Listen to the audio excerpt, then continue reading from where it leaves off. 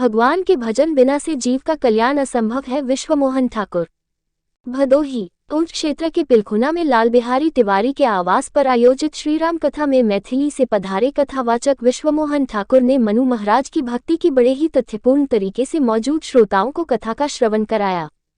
विश्वमोहन ठाकुर ने कहा कि ब्रह्म के अंग से ब्रह्म और सतरूपा का आविर्भाव हुआ और सृष्टि की रचना हुई।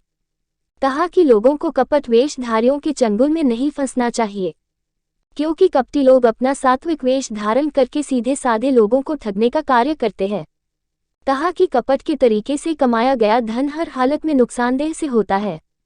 विश्वमोहन ठाकुर ने कहा कि जीव वासना का जाल में फंसा रहता है और फिर मोक्ष नहीं प्राप्त कर सकता है, इसलिए जीव को वासना त्याग करके भगवान की कृपा पाने का प्रयास करना चाहिए, क्योंकि जीव का परम लक्ष्य भागवत प्राप्ति और मोक्ष होना जरूरी है। कहा कि सभी पृथ्वी के लोग महाराज मनु की संतान हैं। मानव को मर्यादा में रखने के लिए मनुस्मृति की रचना की गई। जो लोग इसको मानते हैं उसे मनुवादी कहते हैं। कहा कि मानव जीवन साधारण नहीं है। मानव शरीर पाने के लिए देवता भी तरसते हैं। मानव जीवन पाकर लोग जैसा साधना करते हैं वैसा ही अगला जीवन मिलेगा। मानव जीवन पाकर लोग अपने कार्य से मोक्ष अथवा नरक को प्राप्त करता है। मानव जीवन को विश्वमोहन ठाकुर ने जक्षण बताया, क्योंकि मानव जीवन पाकर लोग भागवत प्राप्ति और मोक्ष प्राप्त करता है। कहा कि मानव शरीर पाने के बाद भक्ति, पुण्य, परोपकार, सहयोग, दया, धर्म करना जरूरी है। कहा कि मानव जीवन पाकर भगवान की भक्ति नहीं करता है तो जीवन बेकार है, इसलिए मानव शरीर का सदुपयोग करना जरूरी है। कहा कि जब तक स्वामी तुलसीदास की ग्रंथों का अध्ययन किए बिना श्रीरामचरितमानस की कथा समझना बहुत गूढ़ है। कहा कि जब अवसर बीत जाएगा तो केवल पछताने से कुछ नहीं होगा, इसलिए समय रहते भगवान की भक्ति करके अपने मोक्ष को सफल बना लेना जरूरी है। संसार में बड़े बड़े दिग्विजयी, बलवान, धनवान पृथ्वी पर नहीं रह सके तो आम आदमी की क्या औकात जो अपने धन, बल और सम्मान का घमंड करके जीवन बर्बाद कर रहा है। इसलिए ये सब त्याग कर भगवान की भक्ति करना श्रेयस्कर है, जो मोक्ष को प्रदान करने वाला है। कहा कि केवल मानव तन भगवत प्राप्ति और मोक्ष के लिए मिला है, लेकिन जीव भौतिक क्षणिक सुख और वासना के चक्कर में जीवन बर्बाद कर रहा है। बिना भगवान के भजन से जीव का कल्याण असंभव है। विश्वमोहन ठाकुर ने बताया कि राजनीति के जनक है महाराज मनु। राजा को तपस्वी, नीतिज्ञ, भक्त होना चाहिए। अच्छे नीति के बिना राजनीति बेकार है। पहले संतों के मार्गदर्शन में राजनीति होती थी। आज देश की वर्तमान सरकार सच में राजनीति का सदुपयोग कर रहे हैं। राजनीति में निर्भयता, निस्वार्थ जरूरी है। बताया कि राजनीति में साम दाम दंड और विभेद की बहुत जरूरत है। राम की राजनीति ऐसी थी कि दुश्मन का हित भी चाहते थे भगवान श्री राम। कहा कि भारत देश धर्मनिरपेक्ष देश में धर्म सापेक्ष शासन है, ये देश का सौभाग्य है। बिना गुरु दीक्षा लिए सभी सत्कर्म नष्ट हो जाता है।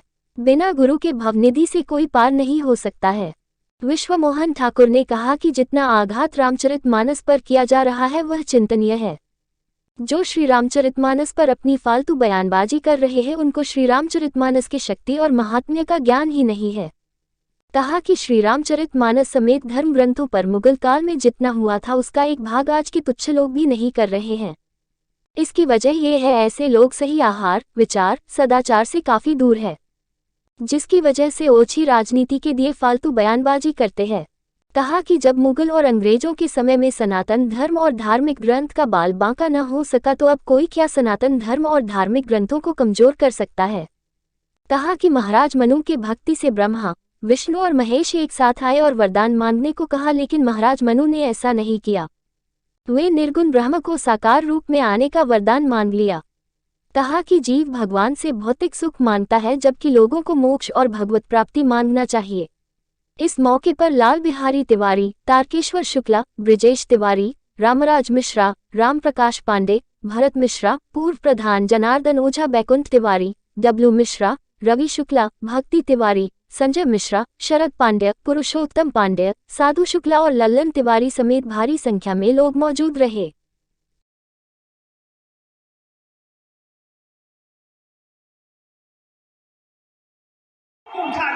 तो आज मैं प्रण करके जाता हूँ, फिर ही राम सीता को लेकर, राम है सीता को लेकर जाएंगे ही, मैं हारी मंदिर को पाओगे पकड़ करके चकनाचूर कर दो, निकालो। क्या करूं भैया, मेघनाथ जैसा करोड़ों को बस से बस नहीं कर सकता। करोड़, एक नहीं करोड़ आया। ने कहा है रावण, थोड़ा तुम भी जोर लगा के देख ले, तुम्हारी भुजा ने जो कैलाश को उठाया है, ये भुजा से थोड़ा मेरे पांव को भी उठा के तुम देख ले। रावण जब आया, रावण